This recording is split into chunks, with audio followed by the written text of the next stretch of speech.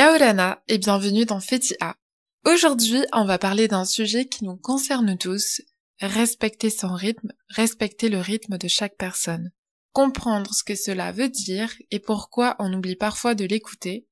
Comment est-ce que justement on peut apprendre à le respecter et pourquoi c'est essentiel pour avancer sereinement. Je suis Temanava Domingo, Miss Tahiti 2024 et je suis ravie de vous retrouver chaque lundi matin à 8h sur Hiti FM.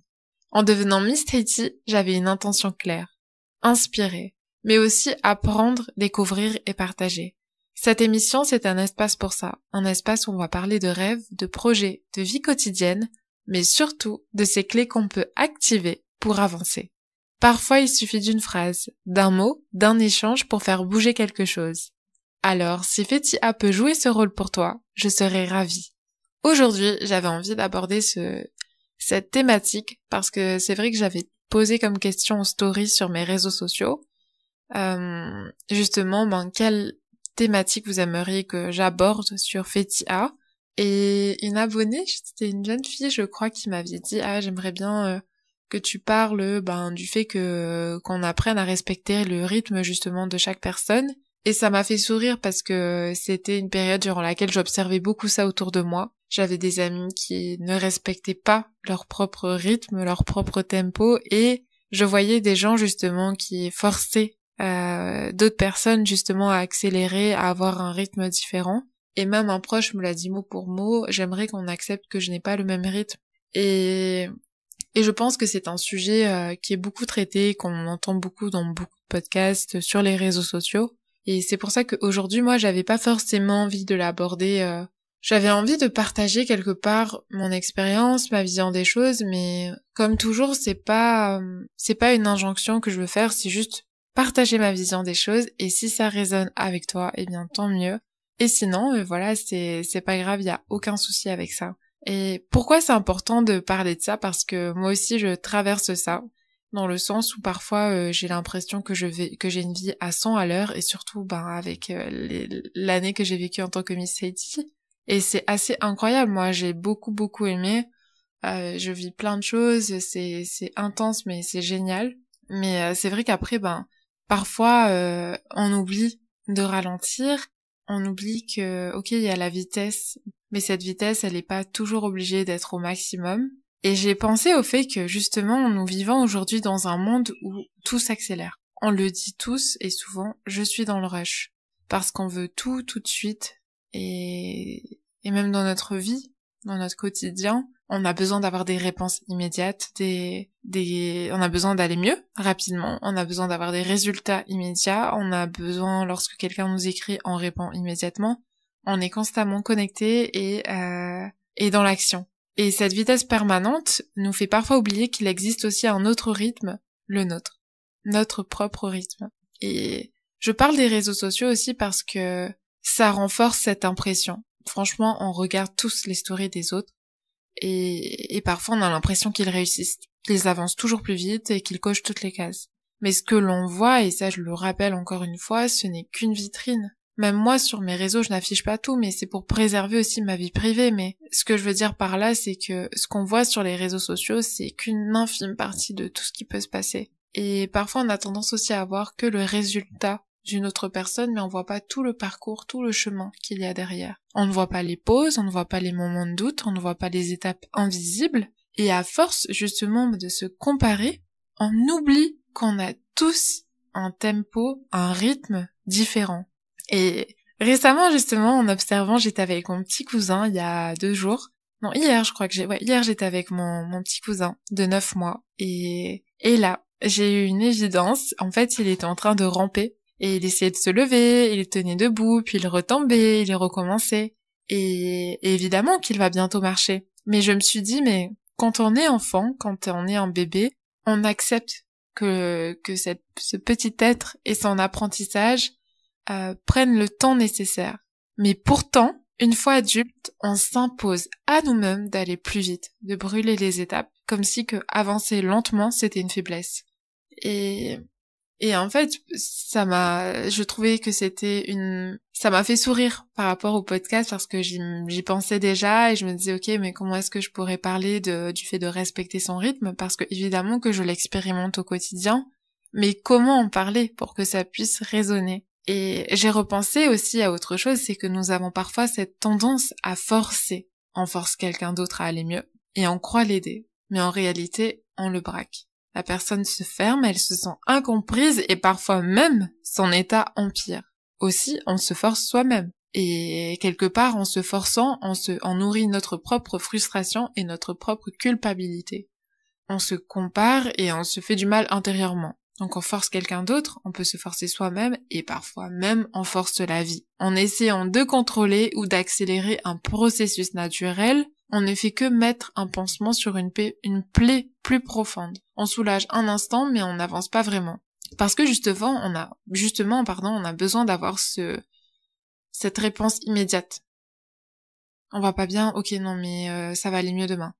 Je peux pas faire ça, mais si, il faut absolument que j'ai cette réponse aujourd'hui, je vais me débrouiller, je vais tout faire pour que ça se passe maintenant. Je ne suis pas en train de juger ça parce que moi aussi je le fais, moi aussi ça m'arrive, mais petit à petit je me rends compte de l'importance de respecter le rythme. Et respecter le rythme, c'est se permettre justement de rendre les choses plus fluides. C'est vraiment ça qui me vient en tête, c'est que quand on va avec le flow, le flux, les choses sont beaucoup plus fluides. En y pensant, il y a cette idée vraiment, cette importance de respecter le rythme des autres. Un coach, un ami, une personne importante pour moi m'a dit un jour, tu ne peux pas forcer quelqu'un à se réveiller. Chacun se réveille quand il est prêt. Et on interprète ça comme on veut. Mais moi, ça m'a marqué parce que c'est vrai, j'avais toujours envie, quand j'avais un proche qui n'était pas bien, une amie, toujours j'étais là à aider, voilà quoi, on a envie d'aider, on a envie de sauver, entre guillemets, mais on sait qu'on ne peut sauver personne, et ce n'est même pas le but même de la vie de sauver quelqu'un. On ne peut que l'inspirer et lui tendre notre main si l'on a envie. Mais en fait, ça m'a marqué parce que c'est vrai, on ne vit pas tous les épreuves de la même façon, on ne les digère pas au même rythme, et vouloir presser quelqu'un, c'est nier son chemin. C'est se dire que je choisis pour cette personne et c'est ne pas laisser la personne se construire par elle-même. Respecter le rythme des autres, je pense que c'est aussi avant tout respecter son propre rythme. Quelque part, parfois, quand on n'arrive même pas à accepter son propre rythme, alors on prend mal les commentaires des autres parce que on peut aussi recevoir cette pression nous-mêmes. Donc, par exemple, on va pas bien et la personne nous dit « Ah, mais allez, relève-toi, tout ça ». On fait les choses à notre rythme et on nous dit mais non, mais il faut que tu fasses comme ci, comme ça, comme ci, comme ça. Et parfois ça nous touche et ça nous fait du mal. Et ce que je comprends totalement. Quelque chose qui me vient souvent et j'en parle souvent dans les podcasts peut-être, c'est que tout commence par soi.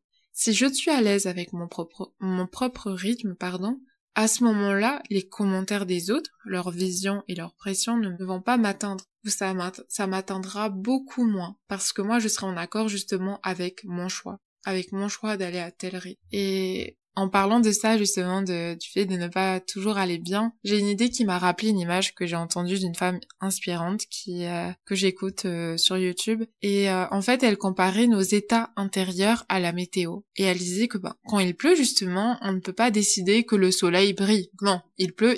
Et on accepte les nuages parce qu'ils ont leur place. Et j'ai pensé, en parlant avec une copine un jour, et je lui ai dit, chez nous, quand il y a la saison des pluies, c'est la saison des pluies. On n'a pas le pouvoir de l'écourter, on n'a pas le pouvoir de changer ça, on n'a pas le pouvoir de décider que non, aujourd'hui il va faire beau alors que non, aujourd'hui il va pleuvoir très fort. Eh bien, dans nos vies finalement c'est un peu pareil. On croit parfois qu'on peut faire autrement, on voudrait que la pluie cesse vite, qu'une douleur disparaisse immédiatement, mais en réalité c'est le même principe. Certaines saisons intérieures doivent être vécues pleinement. J'en viens à me dire justement que forcer, c'est nier ce processus même. Et bien sûr que c'est facile à dire, on peut dire oui, facile à dire, difficile à vivre. Bien sûr. Même moi, quand je vais pas bien, je me dis ok, ça va aller mieux, tout ça.